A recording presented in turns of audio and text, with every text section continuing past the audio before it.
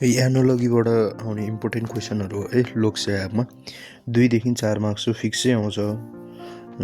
एकदम सजिलो जस्तै आउँछ। अनि चाहिँ एनोलोगीमा चाहिँ 4-5 किसिमको आइडियाहरू लगाउनु पर्ने हुँदो रहेछ क्या।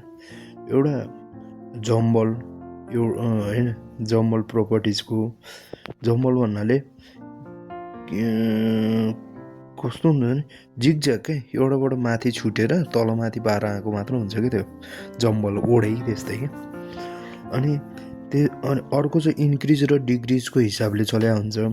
जस्तै अब यहाँबाट यहाँको यो दुइटाको रेस्पेक्ट लिएर इन्क्रिज अथवा डिक्रिज कसो हुन्छ, त्यसबाट पनि फेरि अर्कोलाई त्यस्तै रेस्पेक्ट लिएर हामीले काम गर्नुपर्ने हुन्छ इन्क्रिज र डिक्रिजमा।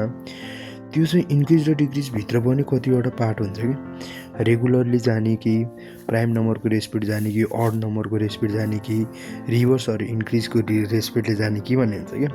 सब्स्टिट्युसन एनालोगी भन्ने हुन्छ फेरि एउटाबाट रेस्पेक्ट लिएर यो इक्वल्स टु यो हो भनेर यहाँबाट यो इक्वल्स टु यो भनेर एन्सर दिन सकिन्छ।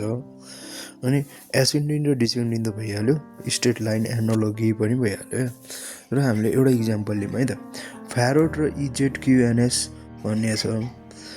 यसलाई हामीले अब एदेखि बीसम्म लेख्यो है, गर्दै गएपछि यो कन्ठे हुन्छ। अब एफको भ्यालु 6 आयो, एको भ्यालु 1, आरको 18, ओको 15, टीको 20। अब यसको र यसको रेस्पेक्ट लिँदाखेरि के रहेछ त, सबै -1ले रेस्पेक्टले घटबड भएको रहेछ यो दुईतर्फमा हेर्दाखेरि। अब यसको रिजल्ट के हुन्छ भनेर सोध्यो क्या। यसको रिजल्ट पनि अब त्यस्तै -1 को घटबडले हेर्न पर्यो। अब यसमा अप्सन के छ त, अब यहाँ हेर्दाखेरि के भयो, 1 2 3 4 5 7 को रेस्पेक्टले बढ्दै गएको रहेछ, दुईटाको डिफ्रेन्स हामीले हेर्दाखेरि भन्ने भयो।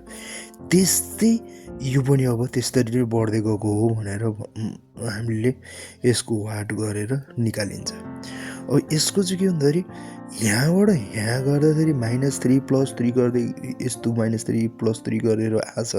तर अब एक स्टेप अगाडि हेरेर आएर गर्नु पऱ्यो क्या, यसले चाहिँ झुकाउँछ है, झुकाउँछ। यही हो, अब यो एन्सर भयो। यसरी हामीले गर्न सकिन्छ।